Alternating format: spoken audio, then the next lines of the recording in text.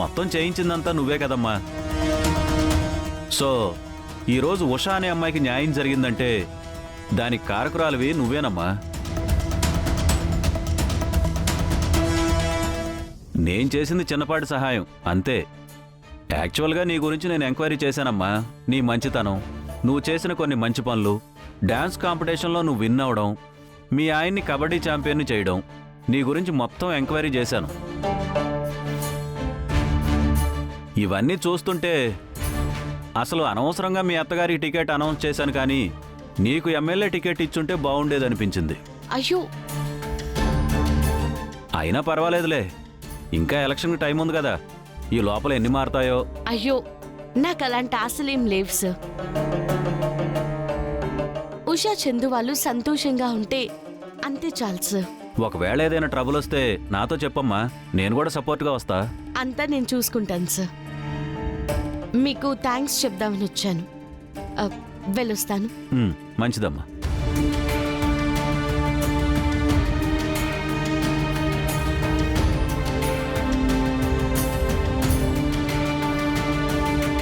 ఇంట్లోనే ఏమీ తెలియనట్టుంటూ మా ఎవ్వరికీ ఏమీ తెలియకుండా ఎంత గేమ్ ఆడతావే.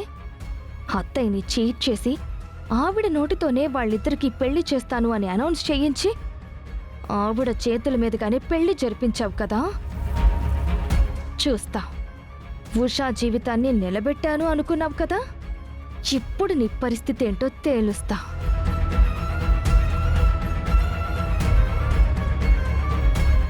ఏంటి నీ గోలా? నా కొడుక్కి పెళ్ళయింది, నెక్స్ట్ ఇంకా పాలిటిక్స్ లో ఒక వెలుగు వెలిగిపోతాను. పాలిటిక్సా? మీకంత సీల్ లేదా అంటే?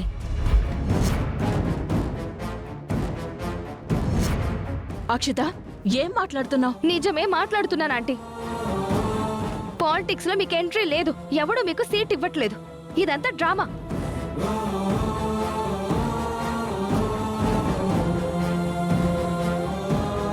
ఏం మాట్లాడుతున్నావు? ఇదంతా డ్రామానా? అవునా ఆంటీ, ఇదంతా ఆ పల్లవి ఆడిన డ్రామా. చందు ఉషకి పెళ్లి చేయడం కోసం మీ నోటితోనే వాళ్ళిద్దరికి పెళ్లి చేయించాలి అని మీతోనే పెళ్లి చేయించింది. అలా చేయించడం కోసం మిమ్మల్ని పాలిటిక్స్ అనే గేమ్లో ఇరికించి పెద్ద బకరాని చేసింది. ఏమంటున్నావు? నేను అనడం ఏంటి? చూడండి, ఉషా అనే అమ్మాయిని మీ మరిది మోసం చేశాడని తెలుసుకున్నావు. దాంతో వాళ్ళిద్దరికీ పెళ్లి చేయాలి కాబట్టి, వాళ్ళిద్దరికీ పెళ్ళంటే మీ అత్తగారు ఒప్పుకోరు కాబట్టి ఉషా చందు బయట కలిసేలాగా నువ్వు ఏర్పాటు చేశావు. ఆ వీడియో తీసుకొచ్చి స్టేజ్ మీద మాట్లాడుతున్నప్పుడు అందరి ముందు చూపించేలాగా నువ్వే చేయించావు. అక్కడ మీ అత్తగారిని ఫోర్స్ చేసి ఈ పెళ్లి చేయమని, లేదంటే జనంలో బ్యాడ్ అయిపోతామని నాతో ఫోర్స్ చేపించావు. అసలు అనవసరంగా మీ అత్తగారి టికెట్ అనౌన్స్ చేశాను, కానీ నీకు ఎమ్మెల్యే టికెట్ ఇచ్చుంటే బాగుండేదనిపించింది. నేను మొదటి నుంచి చెప్తూనే ఉన్నాను ఆంటీ, అదేదో ప్లే చేస్తుంది, ఎమ్మెల్యే ఎమ్మెల్యే అంటూ మిమ్మల్ని మోసం చేస్తుంది అని చెప్తే మీరు విన్నారా?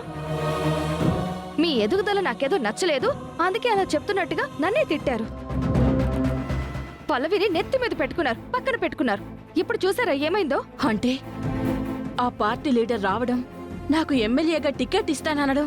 ఇంకా ఏంటంటే వీడియో చూసిన తర్వాత కూడా మీకు అర్థం కావట్లేదా? అపోజిషన్ లీడర్ని కూడా తనతో కలుపుకుని మీతో డ్రామా ఆడింది. పల్లవి, ఎంత పని చేశావే! ఆ పని మనిషికిచ్చి పెళ్లి చేసి నా కొడుకు జీవితాన్ని నాశనం చేసేశావా? దానికోసం నన్నింత బకరాన్ని చేస్తావా? అసలు వాళ్ళిద్దరికి పెళ్లి చేయాల్సిన అవసరం పల్లవికి ఏమొచ్చింది? అదెందుకు ఇలా చేసింది?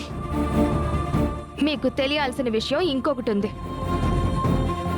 ఫోరల్లో ఆ ఉషని ప్రేమించి మోసం చేసి పారిపోయినవాడు ఎవడో కాదు, మన చందునే.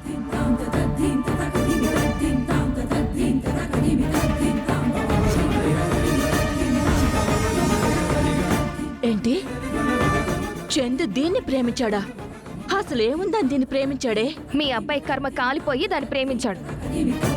ఈ విషయం పల్లవికి తెలుసు.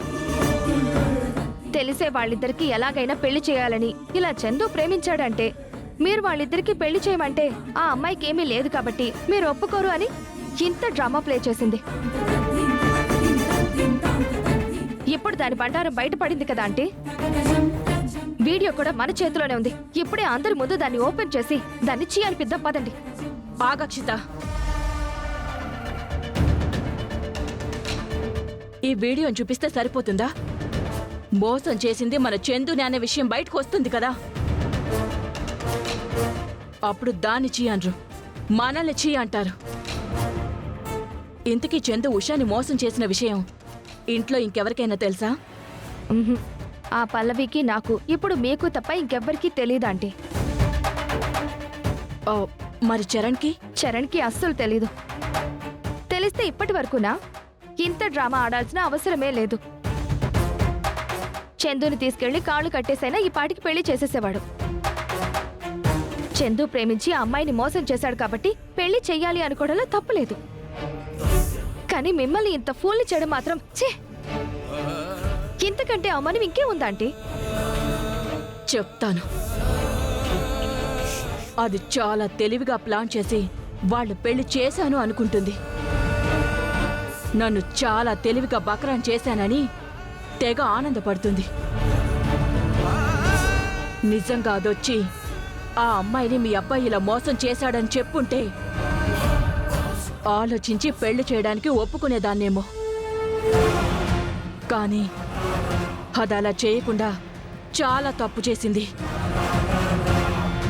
ఈ విషయాన్ని నేను తెలియనట్టే ఉంటాను, నువ్వు అలానే ఉండు. దాన్ని తర్వాత ఇంతకి 10 అది బాధపడేలా ఏం చెయ్యాలో నేను చెప్తాను. నన్ను ఇంత అవమానం చేసిన ఆ పల్లవిని మాత్రం ఎట్టి పరిస్థితుల్లో వదిలిపెట్టను.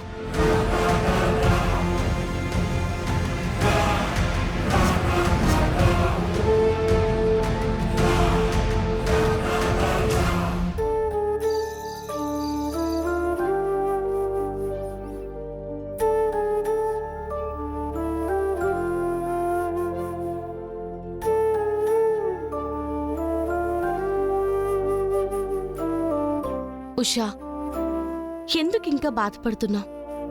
నీకున్న బాధ ఏంటో, నీకున్న భయం ఏంటో నాకు తెలుసు. నువ్వు బాధపడక్కర్లేదు. నేనుండగా నువ్వు భయపడాల్సిన అవసరమే లేదు ఉషా. అవునమ్మా, తనే నీకండగా నిలబడి నువ్వు కోరుకున్నట్టు నీ పెళ్లి చేసింది. ఇక నీకే కష్టమూ రాదమ్మా. మేమందరం నీకు తోడుగా ఉంటాం. ధైర్యంగా ఉండు.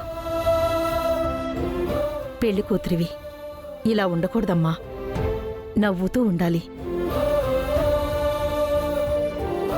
ఉషా, ఇలా ఉండకూడదు ఉషా.